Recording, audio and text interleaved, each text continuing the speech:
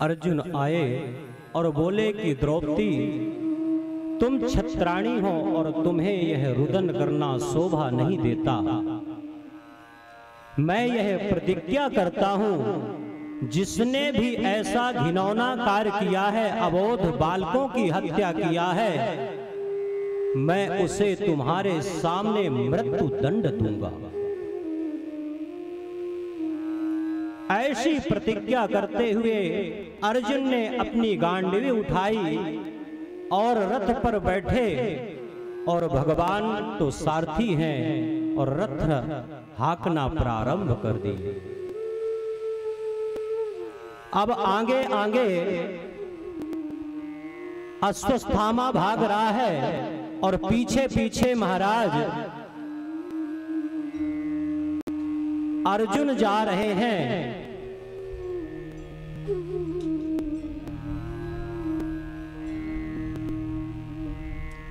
और अर्जुन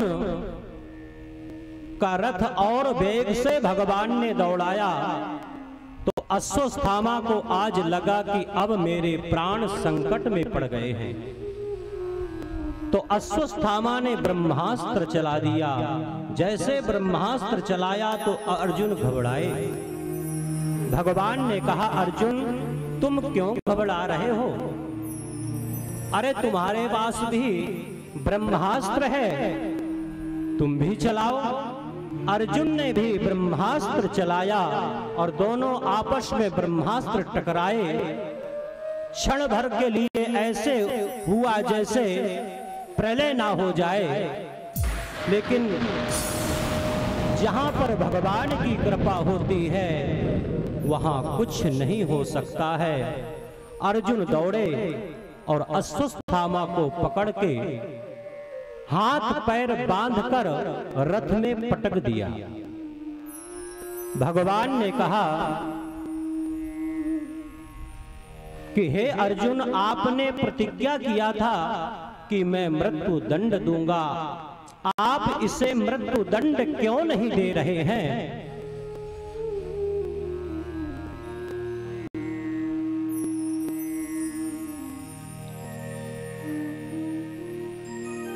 आज बहुत डिस्टर्ब हो रहा है। ऐसा क्यों भैया? कल से ऐसा मत करिएगा, सब पहले से बनाकर रखिएगा।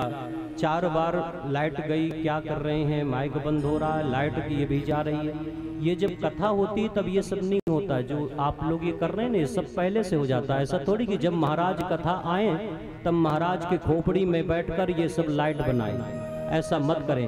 अरे श्री राम जय जय राम, बोलो श्री राम जय जय राम, बोलो श्री राम जय जय राम, बोलो श्री राम जय जय राम, बोलो श्री राम जय राम, बोलो श्री राम जय जय राम, श्री राम जय जय राम, श्री राम जय जय राम, बोलो श्री राम जय जय राम, बोलो श्री राम जय जय राम, बोलो श्री राम जय जय राम, श्री राम जय जय राम, बोलो श्री राम जय जय राम,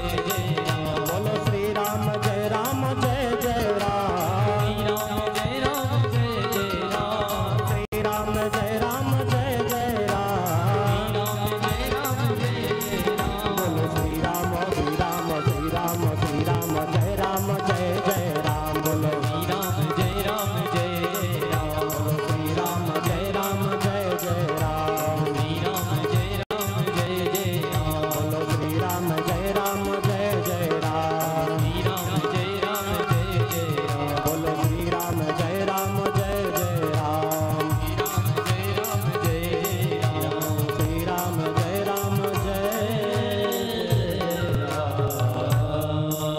वृंदावन बिहारी लाल की जय।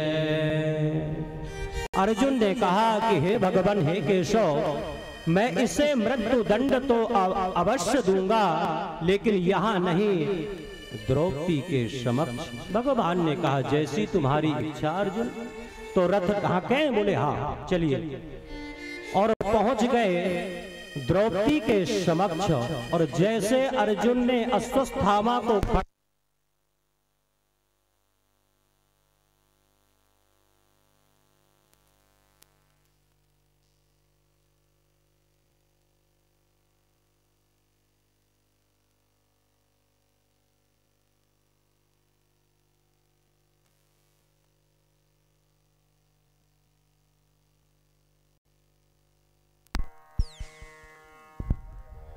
बोली भक्त वत्सल भगवान की जय।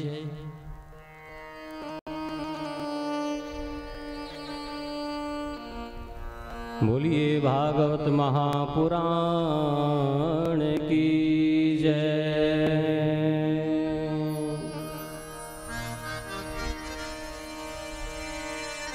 जैसे द्रौपदी की नजर पड़ी अश्वत्थामा जी के ऊपर तो द्रौपदी आश्चर्य में पड़ गई महाराज, और क्या कहती है, मुच्यतामेशो ब्राह्मणो नितराम गुरु। मुच्यताम, अरे आप ये क्या कर रहे हो, आप किसे बांध कर लाए हो, आपको मालूम नहीं है यह ब्राह्मण है, और ब्राह्मण का वध निंदनीय होता है। किसी काल में कहीं नहीं लिखा कि ब्राह्मण का वध कर दिया जाए। और अर्जुन तुम भूल गए, ये वही गुरु द्रोणाचार्य का पुत्र हैं, जो कि द्रोणाचार्य जी ने अपने पुत्र को वह उच्च शिक्षा प्रदान नहीं की जो तुम्हें की थी, और तुम अपने गुरु के पुत्र का वध करोगे। अर्जुन ने कहा कि हे द्रौपदी, जिसे तुम ब्राह्मण कहती हो और द्रोणाचार्य का पुत्र कहती हो, यही तुम्हारे अबोध बालकों का हत्यारा है।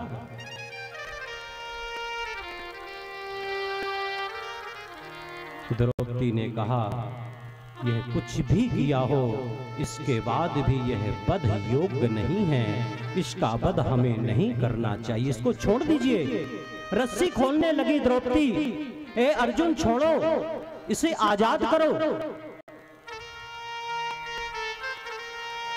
और जब द्रौपदी ने ऐसे कहा तो धर्मराज युधिष्ठिर ने भी सहमति प्रदान करी। हाँ अर्जुन, ये हमारे गुरु जी का पुत्र है और ब्राह्मण है, इसका वध हमें नहीं करना चाहिए। भीमसेन ने अपनी गदा संभारी और भीम ने कहा कि तुम सब छोड़ दो, लेकिन मैं इसे छोड़ने वाला नहीं हूं, एक गदा में ही इसके प्राण हर लूंगा। बताइए, अब यहां प्रश्न उठ गया कि मार दिया जाए कि छोड़ दिया जाए, बताओ इसके साथ क्या किया जाए। जब ऐसी समस्या उत्पन्न हो गई महाराज, तो भगवान के पास पहुंच गए अर्जुन और बोले, जय हो भगवान, आप एकांत में क्यों खड़े हो। भगवान ने कहा कि हे अर्जुन, जब आपस में दो लोग बात करें तो तीसरे को नहीं बोलना चाहिए, इसलिए हमने उचित नहीं समझा और एकांत में किनारे खड़े हैं। अच्छा प्रभु, आप मेरा मार्गदर्शन करो। द्रौपदी और भ्राताश्री का कहना है, धर्मराज युधिष्ठिर का, कि इनका वध नहीं करना चाहिए। यदि मैं वध नहीं करता हूं तो मेरे प्रतिज्ञा का क्या होगा। यह क्षत्रियों का धर्म होता है कि प्राण जाए पर वचन न जाए। एक बार यदि वचन ले लिए तो प्राण निछावर कर देते हैं उस वचन को पूर्ण करने के लिए। भगवान ने कहा कि ब्रह्मबंधुर्न हन्तव्य आततायी बधार्णनः मयोगो भयमानास्तं परिपाददुना दुशासनम्।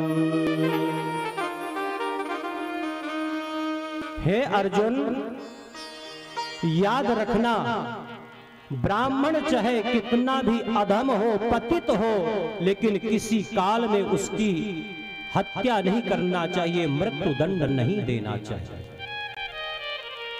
लेकिन याद रखना अर्जुन, अबोध बालकों का हत्यारा कोई भी हो, कभी किसी काल में उसे छोड़ना नहीं चाहिए, उसे मृत्यु दंड जरूर देना चाहिए।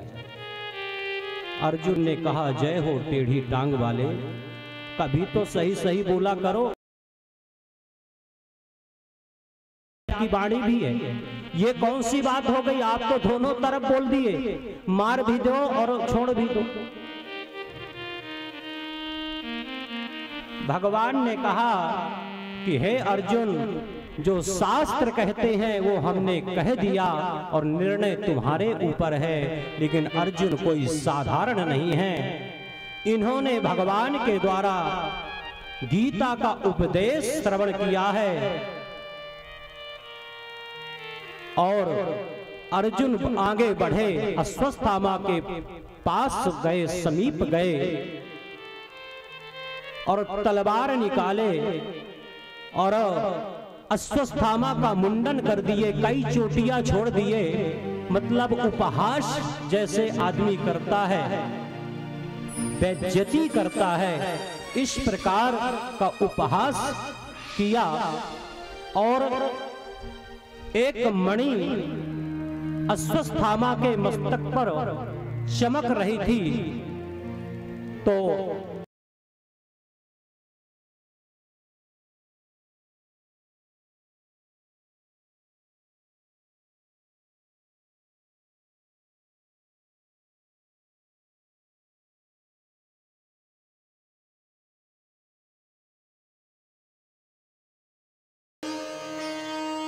शिखा सूत्र अंग भंग कर दिया और बेइज्जती करके, धक्का मार के, अपमानित करके निकाल दिया। कहने का तात्पर्य है कि ब्राह्मण का अपमान ही मृत्यु दंड के समान होता है। मृत्यु दंड तो एक बार समाप्त हो जाएगा देने पर, लेकिन सभा में अपमानित कर दिया जाए तो जितने बार वह ब्राह्मण अपमान का स्मरण करेगा, उतने बार मृत्यु के समान आभास करेगा।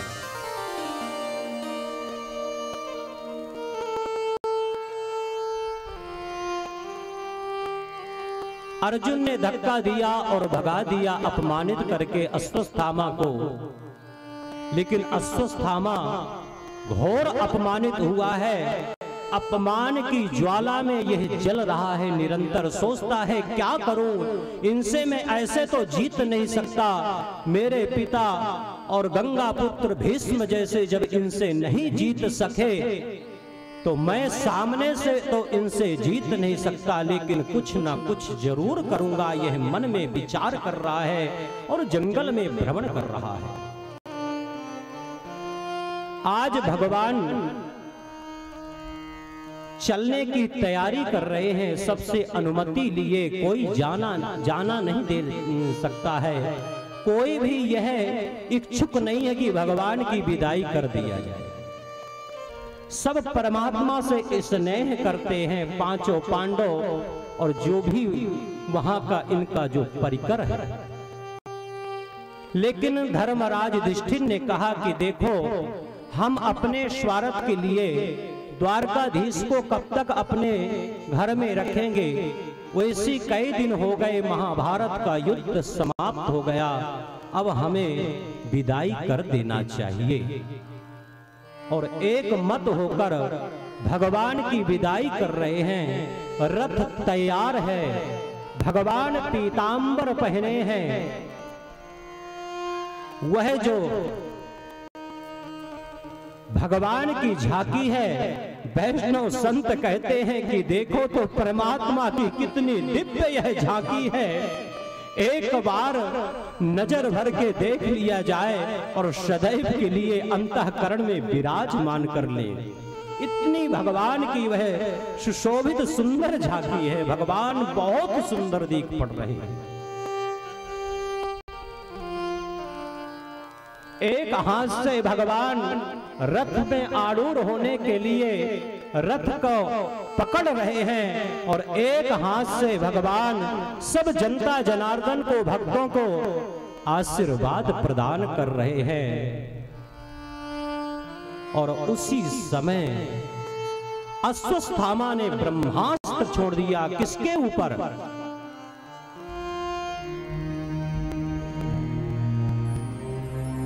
भगवान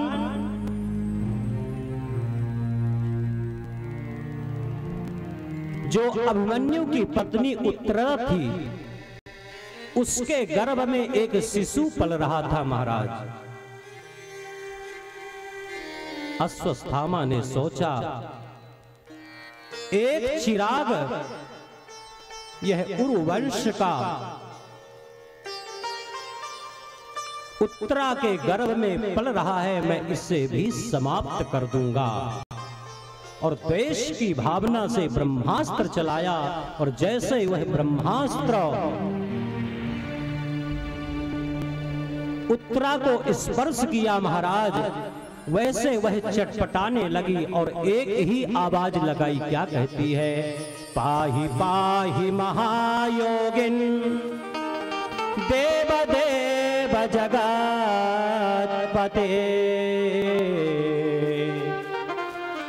नान्यं तद भयं पश्ये यत्र मृत्यु परस्परम।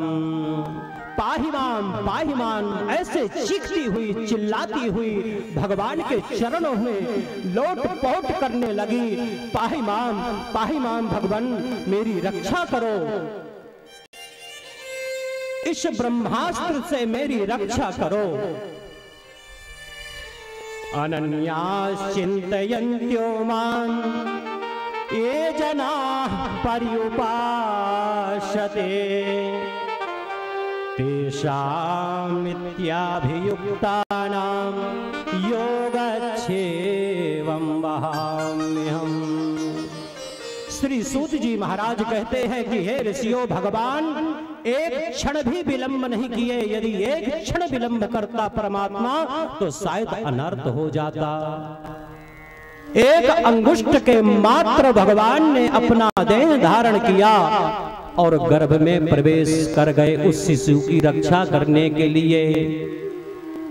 यह अबला कहती है, उत्तरा कहती है कि हे प्रभु, मैं मर जाऊंगी, मुझे तनिक भी इसका किसी प्रकार का मुझे कोई दुख नहीं है। मुझे दुख इस बात का है, यदि मैं समाप्त हो गई तो मेरे साथ यह शिशु भी समाप्त हो जाएगा और यहीं से उरुवंश समाप्त हो जाएगा।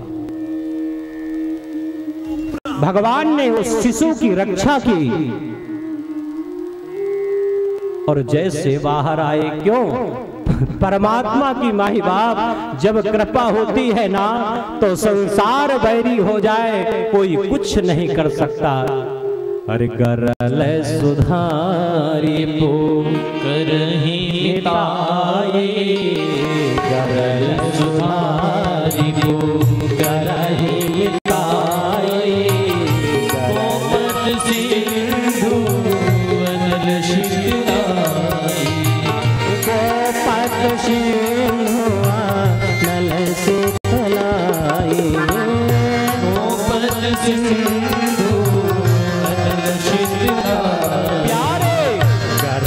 सुधारी को करही मिटाए, हाँ करही मिटाए, गोपत सिंधु अनल शीतलाई, करल सुधारी को करही मिटाए, गोपत सिंधु अनल शीतलाई,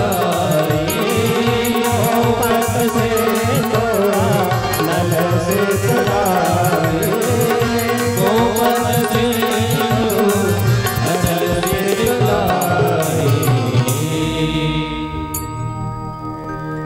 जब परमात्मा की कृपा होती है तो जहर भी अमृत बन सकता है, विष भी अमृत बन जाता है, और पहाड़ जैसे दुख गौ के खुर के समान हो जाता है। माई बाप तब जब प्राणी को, जब जीव को यह विश्वास हो जाता है, कोई हो चाहे नहीं हो, मेरे तो भगवान कृष्ण कन्हैया है, मेरे तो परमात्मा है, तब इसलिए जीव को सदैव विश्वास रखना चाहिए। देखिए वहां पर 5 पांडव खड़े थे, धर्मराज युधिष्ठिर और तो और भीमसेन, गांडीवधारी अर्जुन, जिसकी गांडीव की तड़कार से ना बड़े बड़े योद्धा कब जाते थे, यह अर्जुन का धनुष है। चाहती तो उनके पास जाती और गिड़गिड़ाती, लेकिन वह समझ गई कि यदि कोई मेरी और मेरे शिशु की रक्षा कर सकता है तो वह द्वारकाधीश ही कर सकते हैं, भगवान कृष्ण कन्हैया ही कर सकते हैं। इसलिए घर संसार में रहो, लेकिन विश्वास परमात्मा पर रखना चाहिए। अब भगवान जैसे चले तो कुंती आगे बढ़ी और भगवान का हाथ पकड़ ली। अरे कोई तो रोको इन्हें, अभी अभी हमारे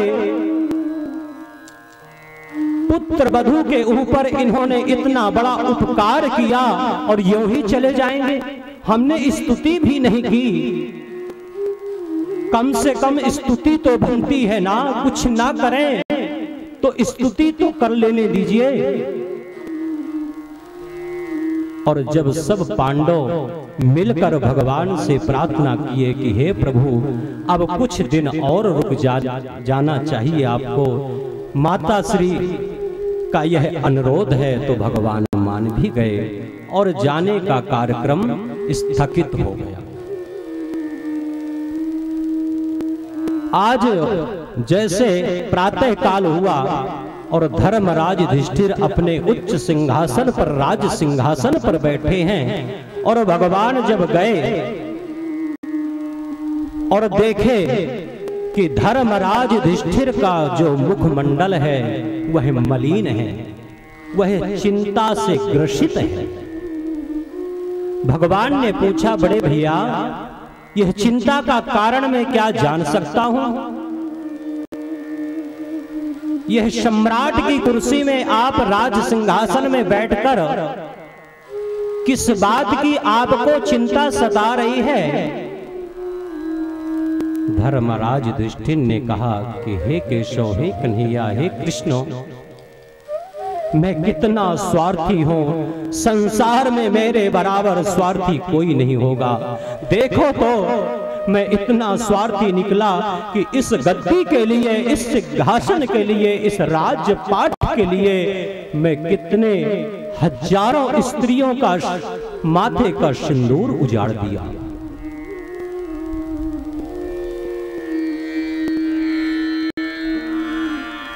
नव यौवन है, नव युवतियां हैं वो, जो यह अनाथ हो गई, जिनके पति वीर गति को प्राप्त हो गए, उनकी पत्नियां जो हैं यह नव यौवन है। और नव यौवन जीवन किस प्रकार व्यतीत कर सकती हैं? क्यों?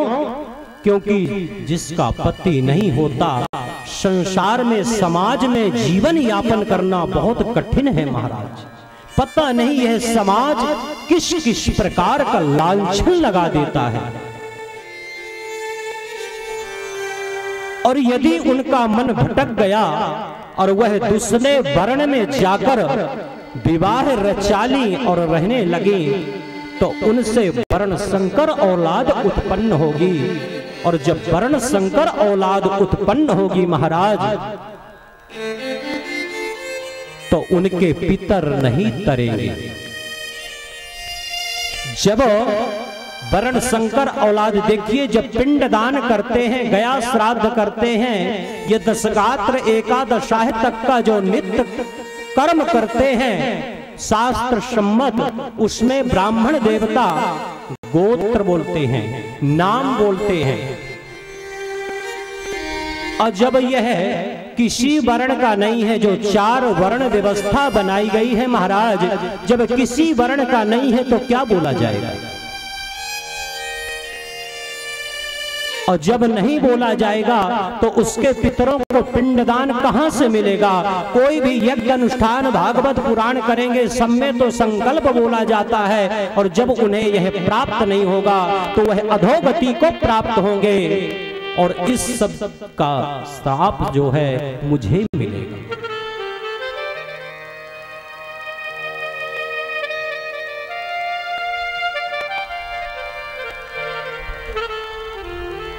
भगवान ने कहा है कि हे भ्राता श्री, हे बड़े भैया, यह जो आप बता रहे हैं ना, ये जो बोल रहे हैं, यह सब विधि का विधान है। आप अपने ऊपर क्यों धारण कर रहे हैं? विधाता ने यही लिखा था जो हुआ। अनेक प्रकार से समझाने का प्रयत्न किए भगवान, लेकिन युधिष्ठिर के समझ में नहीं आया। तो भगवान जान गए कि ये मुझे छोटा भाई मानते हैं और छोटे के प्रति इतनी प्रीत नहीं होती, शब्दों पर इतना विश्वास नहीं होता। तो लेकर पहुंच गए कहां? लेकर पहुंच गए क्योंकि भगवान को स्मरण है कि अभी बाणों की सैया में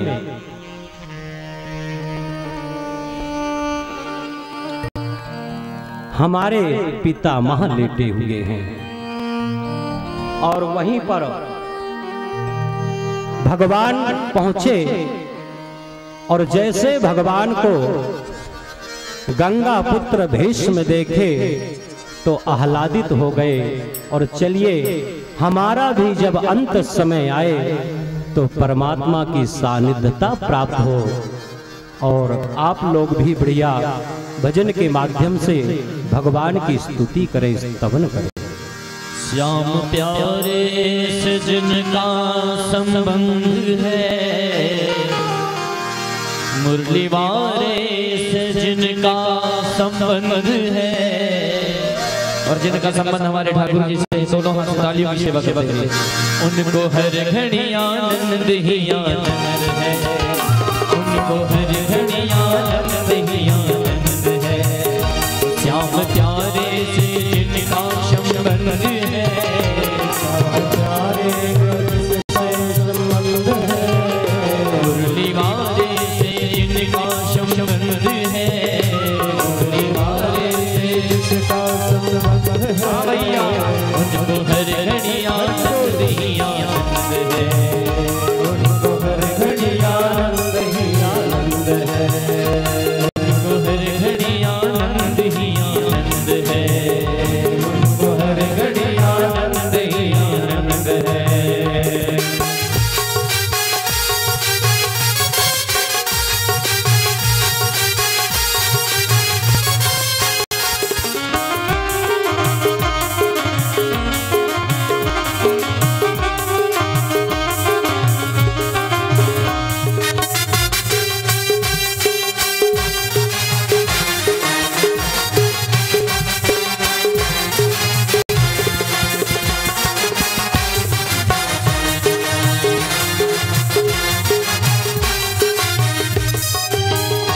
झूठी ममता से करके किनारा, झूठी ममता से करके किनारा, झूठी ममता से करके किनारा, झूठी ममता से करके किनारा, लेके सच्चे प्रभु का सहारा, लेके सच्चे प्रभु का सहारा, झूठी ममता से करके किनारा, झूठी ममता से करके सहारा, लेके सच्चे प्रभु का सहारा, लेके सच्चे प्रभु का सहारा। जो उसी रजा में रजा मंद है, जो उसी रजा में रजा मंद है, जो उसी रजा में रजा मंद है,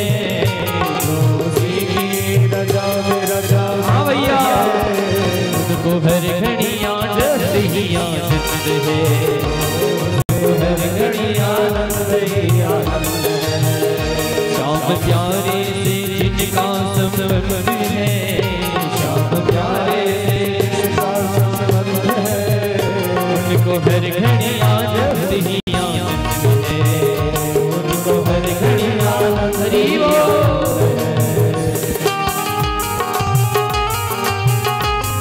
बिहारी लाल की।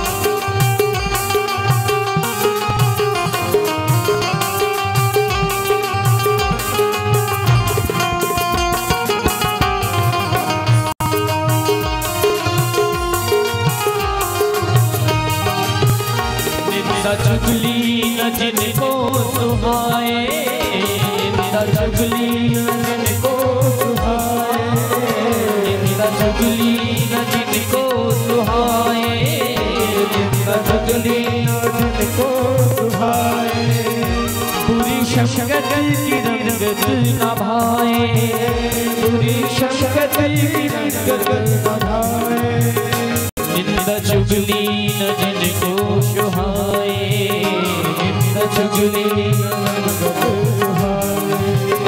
पूरी शफकत की रंगत न भाए, पूरी शफकत की रंगत न भाए, जिनको सत्संग हरदम पसंद है, जिनको सत्संग हरदम पसंद है, जिनको सत्संग हरदम पसंद है, जिनको सत्संग हरदम पसंद, हाँ भैया, उनको हर घड़ी आनंद ही आनंद है, उनको हर घड़ी आनंद ही आनंद है, मुरली वाले से जिनका संबंध है, मुरली वाले से जिनका संबंध है, उनको हर घड़ी आनंद ही आनंद है, उनको हर घड़ी आनंद ही आनंद है।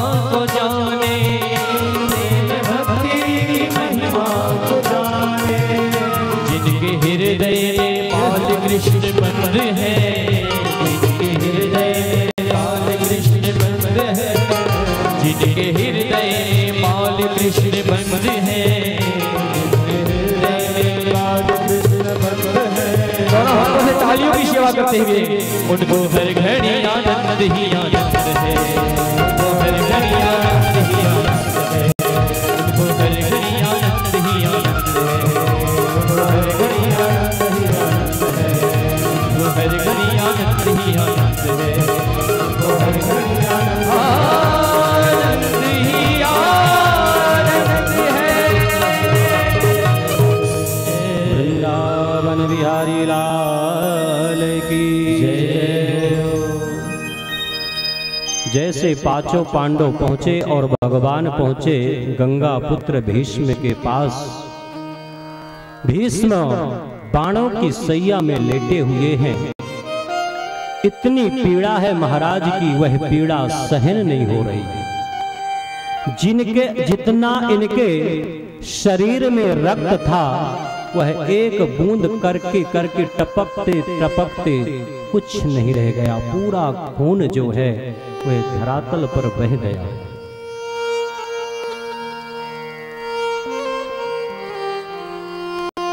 पांडवों ने प्रणाम किया, धर्मराज युधिष्ठिर ने प्रणाम किया, अर्जुन ने प्रणाम किया। पितामह मैं अर्जुन आपको प्रणाम कर रहा हूं। अच्छा अर्जुन आ गए तुम? हाँ पितामह आ गया। अच्छा वो तुम्हारा सारथी नहीं आया? अच्छा पितामह आप भगवान कृष्ण को पूछ रहे हैं? हाँ है ना? हाँ हाँ हाँ वही कृष्ण को, तुम्हारे जो कृष्ण हैं। पता नहीं कौन कौन से रिश्ते तुमसे जोड़ लिए हैं। कभी अपनी बहन का विवाह करके तुम्हें बहनोई का रिश्ता तुमसे जोड़ लिया, तो बुए के बेटे हो तुम तो भाई का रिश्ता जोड़ लिया। कभी गीता का उपदेश देकर गुरु का रिश्ता हो जाता है, और कभी रथ हाँकते हैं तो सारथी बन जाते। पता नहीं कौन कौन से रिश्ते। वास्तव में हमें आपको कोई यदि रिश्ता बनाना है तो वह परमात्मा से बना लेना चाहिए, जोड़ लेना चाहिए। सारे रिश्ते अंत में समाप्त हो जाते हैं, और ये वही रिश्ता है जो कभी नहीं समाप्त होता। जन्म जन्मांतर वह रिश्ता समाप्त नहीं होता। वही रिश्ते के बारे में बता रहे हैं गंगा पुत्र भीष्म। इतने में भगवान आए और प्रणाम किए। दादाजी आपने पुकारा मुझे? बोले हाँ हाँ, आपको मैंने पुकारा। एक ही प्रार्थना है, क्या कहते हैं? सदैव देवो भगवान प्रतीक्षताम्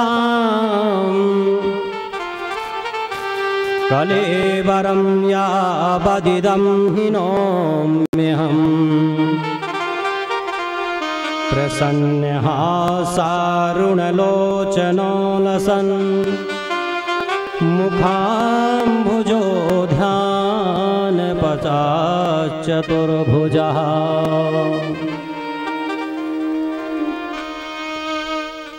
हे प्रभु, हे भगवान, आपने बहुत प्रतीक्षा करवा ली, लेकिन एक मेरी भी विनती है, जब तक मैं ना चला जाऊं तो आपको भी प्रतीक्षा करनी पड़ेगी। और जैसे यह शब्द भगवान के कानों में पड़े तो भगवान मुंह लटकाकर खड़े हो गए। सोचते हैं इन्हें इच्छा मृत्यु का वरदान है। पता नहीं किस संवत्सर में यदि 2-4 साल भी जाना कैंसिल कर दिए तब तो हम कहीं के नहीं रह गए, ना इधर के ना उधर के, हम तो यही खड़े रहेंगे। और इन्हें इच्छा मृत्यु वरदान है। संसार में कोई कितना भी कह दे, कभी कभी तकलीफ होता है तो लोग बात कहते हैं इससे अच्छा तो मर जाऊं।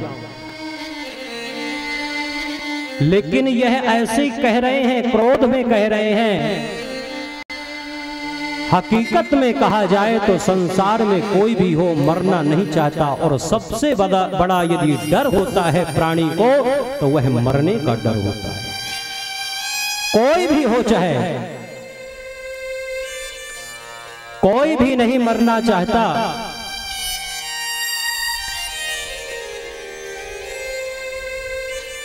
लेकिन इन्हें इच्छा मृत्यु वरदान है।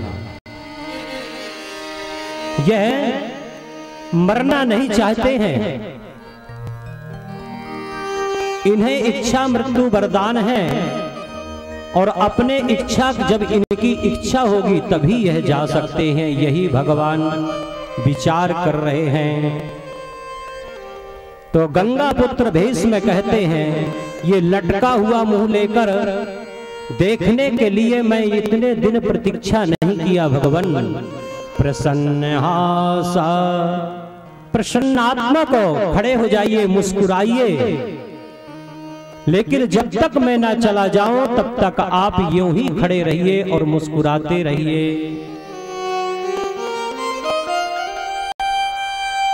हर प्राणी यही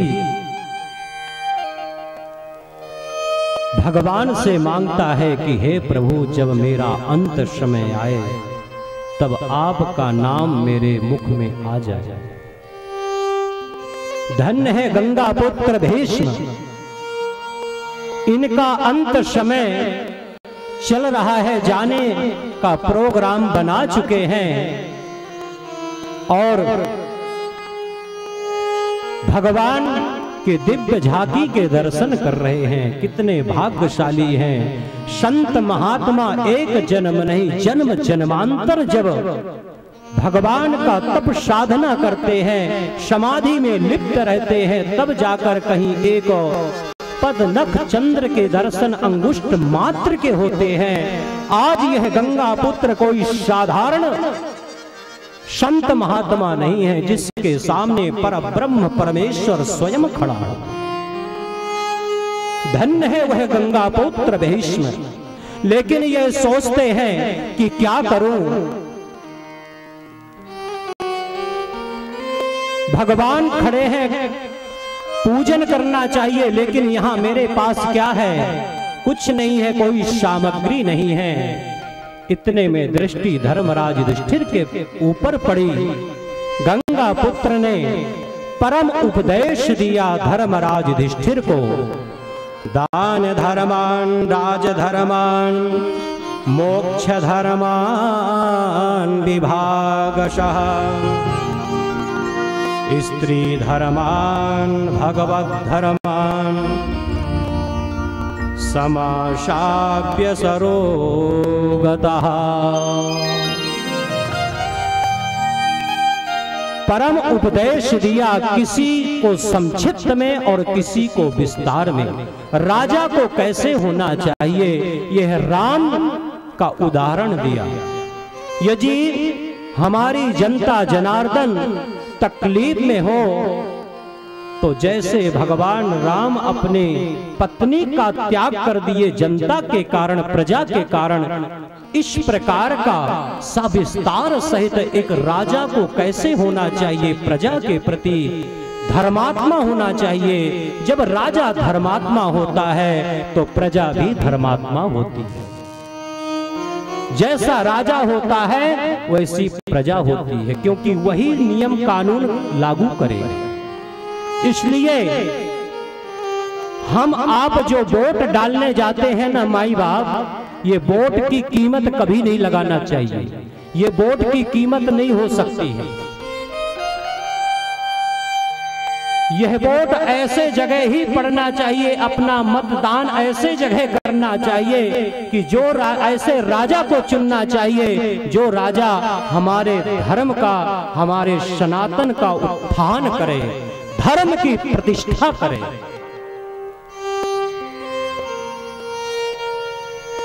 जैसा राजा होगा वैसी प्रजा होगी। अद्भुत उपदेश दे रहे हैं गंगा पुत्र भीष्म धर्मराज युधिष्ठिर को।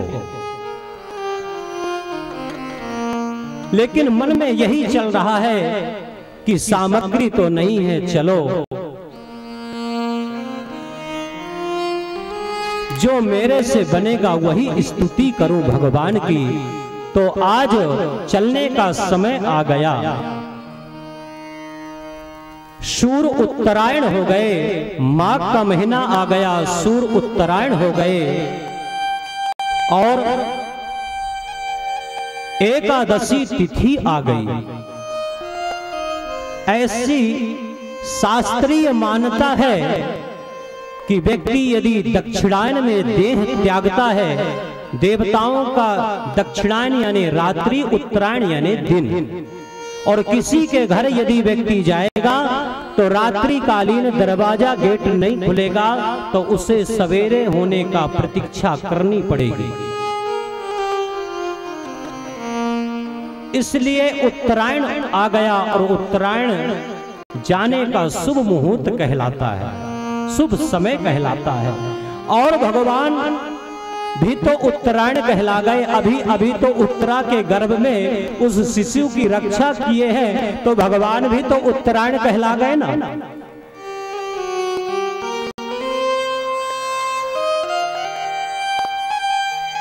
इसलिए यह शुभ घड़ी को अब नहीं जाने देना चाहते हैं और एकादश श्लोकों में स्तुति करने लगे गंगा पुत्र भीष्म। अब जाने की तैयारी कर लिए।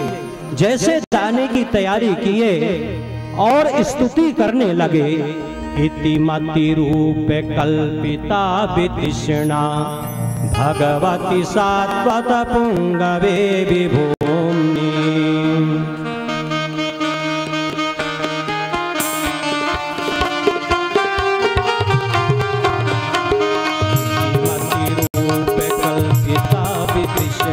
भगवती सात्वत पुंगवे विभूमि।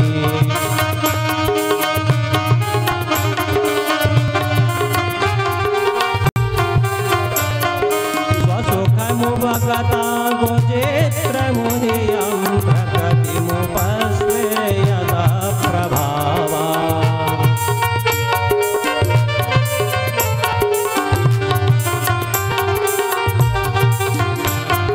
श्री कृष्ण गोविंद हरे मुरारे, हे नाथ नारायण वासुदेवा। कृष्ण गोविंद हरे मुरारे, हे नाथ नारायण वासुदेवा। श्री कृष्ण गोविंद हरे मुरारे, हे नाथ नारायण वासुदेवा। कृष्ण गोविंद हरे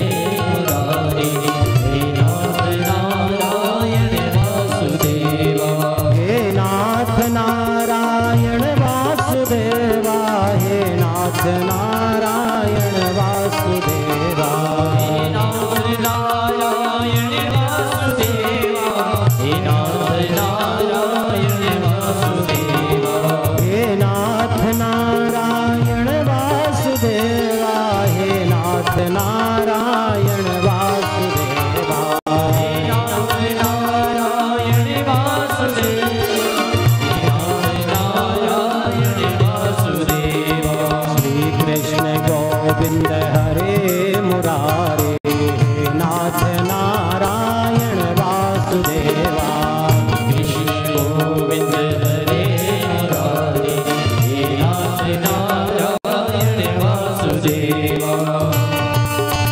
प्रेम से तालियों की सेवा देते हुए गंगा पुत्र भीष्म स्तुति कर रहे हैं, हमें आपको भी करना चाहिए।